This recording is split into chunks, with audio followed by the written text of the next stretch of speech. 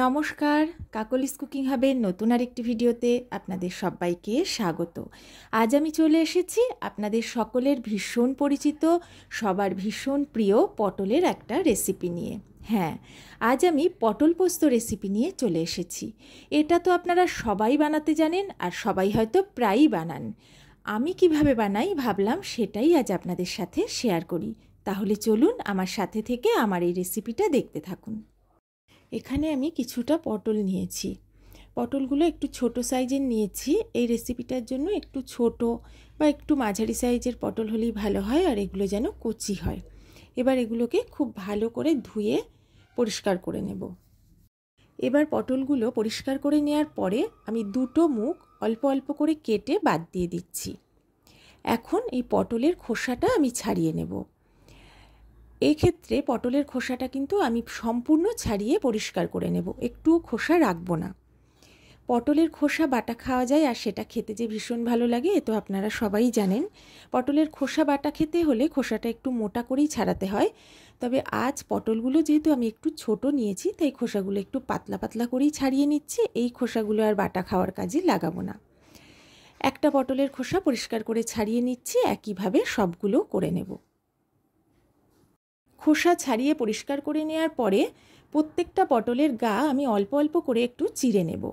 প্রথমে ব্যাঁকাভাবে একটা দিক দুবার চিড়ে নিলাম, উল্টো দিকটা একবার চিড়ে নিলাম। আপনাদের যেমন ইচ্ছা যেভাবে ইচ্ছা এটা করতে পারেন। দুটো মুখও আপনারা অল্প করে চিড়ে নিতে পারেন। রান্নার আগে এইভাবে করে নিলে রান্নার সময় ঝোল মশলা সব কিছু পটলের মধ্যে খুব ভালোভাবে ঢুকে যায়। তবে এটা করার সময় লক্ষ্য রাখবেন যেন পটলটা পুরোপুরি কেটে না যায়। এবারে সব কিছু রেডি করার পরে এর মধ্যে দিয়ে দিলাম হাফ চা চামচ লবণ। লবণটা দিয়ে প্রত্যেকটা পটলের গায়ে খুব ভালো করে আমি মাখিয়ে নিচ্ছি।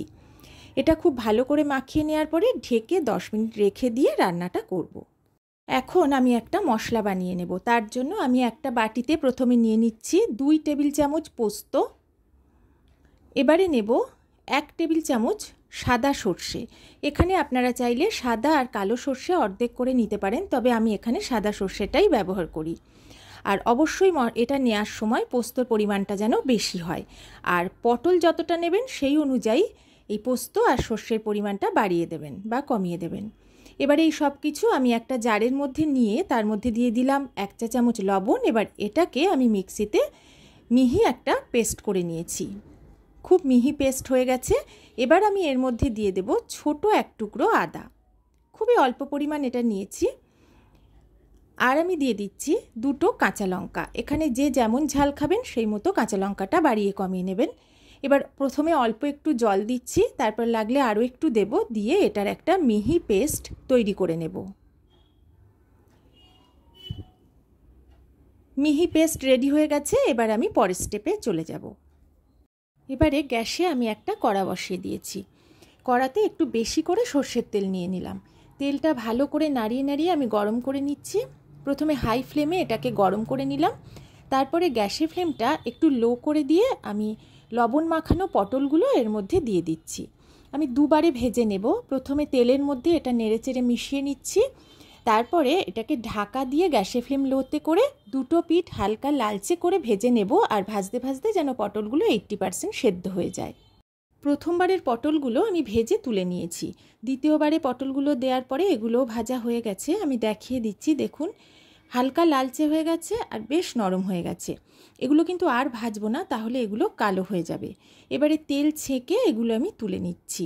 এখানে আপনারা আলুও দিতে পারেন, লম্বা লম্বা করে কেটে আলু দিতে পারেন, তবে আমি পটল পোস্ত রান্নার সময় শুধু পটলটাই দিয়ে করি। পটল ভেজে তুলে নেওয়ার পরে যতটা তেল ছিল সবটা কিন্তু আমি কড়ায় রাখিনি, বেশিটা তুলে নিয়েছি। 1 টেবিল চামচ মতো তেল কড়াতে রেখে দিয়েছি। সেই গরম তেলে আমি ছোট 1 চা চামচ কালো জিরে আর দুটো চেরা কাঁচা লঙ্কা ফোড়ন দিয়ে দিলাম। ফোড়নটা নেড়ে চেড়ে আমি 30 সেকেন্ড মতো ভেজে নিচ্ছি। ফোড়ন থেকে খুব সুন্দর গন্ধ বেরিয়ে গেছে। এবারে যে মশলার পেস্ট তৈরি করেছিলাম সেটা তেলের মধ্যে দিয়ে দিলাম। এই সময়ে গ্যাসের ফ্লেমটা কিন্তু একদম লোতে রাখতে হবে আর খুব সাবধানে দিতে হবে, কারণ তেলের পরিমাণ যেহেতু বেশি, মশলাটা দেওয়ার পরে কিন্তু বেশ তেল ছিটকাবে। মিক্সির জার থেকে পুরোটাই আমি নিয়ে মশলাটা তেলের মধ্যে অ্যাড করে দিলাম। এবার খুব ভালো করে তেলের মধ্যে নেড়ে চেড়ে এটাকে বেশ কিছুটা সময় একটু ভেজে নেব। খুব বেশিক্ষণ এটা শুকাতে লাগবে না, খুব তাড়াতাড়ি এটা শুকিয়ে যাবে। কিছুক্ষণ ভেজে নেওয়ার পরে আমি এর মধ্যে অ্যাড করে দিলাম 1/2 চা চামচ হলুদ গুঁড়ো। আমি পোস্ততে হলুদ ব্যবহার করি, তবে খুবই সামান্য, যাতে রান্নার কালারটা খুব হালকা আসে। এবারে নেড়েচেড়ে আবারও কিছুক্ষণ একটু ভেজে নিচ্ছি। কিছুক্ষণ ভেজে নিলাম, হলুদের কাঁচা গন্ধটা একদম চলে গেছে। এবারে মিক্সির জারে কিছু মশলা ছিল, তাই জল দিয়ে একটু গুলে নিয়ে জলটা আমি এর মধ্যে দিয়ে দিলাম। ভালো করে জলের সাথে সব কিছু মিশিয়ে নিচ্ছি।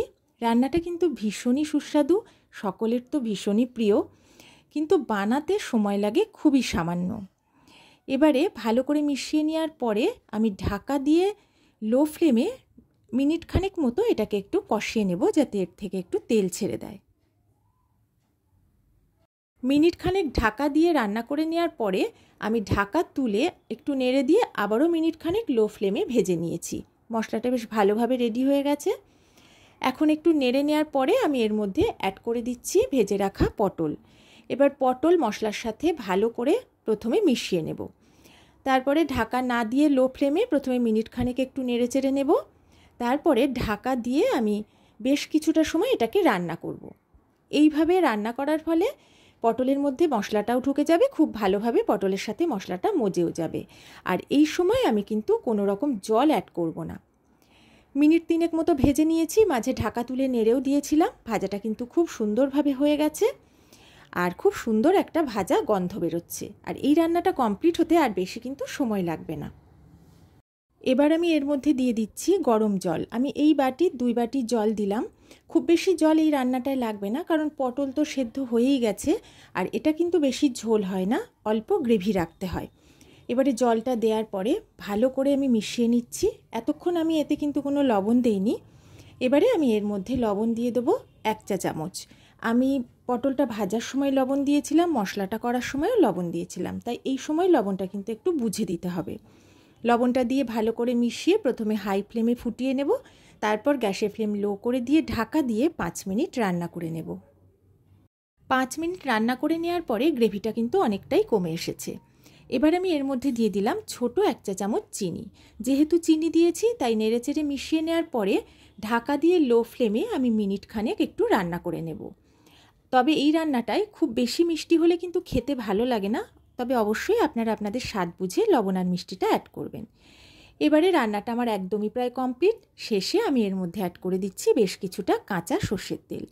তেলটা দিয়ে ভালো করে মিশিয়ে নিয়ে আমি ঠিক 1 মিনিট একটু ঢাকা দিয়ে লো ফ্লেমে ফুটিয়ে নেব, যাতে তেলের কাঁচা ভাবটা একটু কেটে যায়।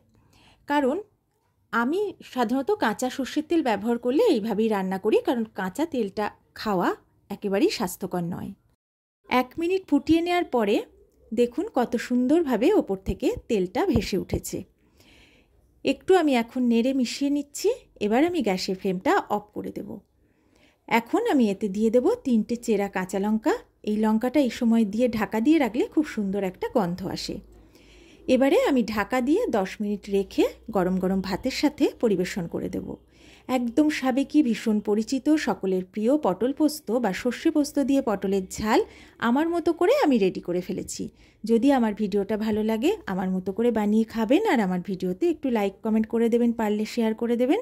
সবাইকে অনেক অনেক ভালোবাসা জানিয়ে বিদায় নিচ্ছি। সবাই ভালো থাকবেন, সুস্থ থাকবেন।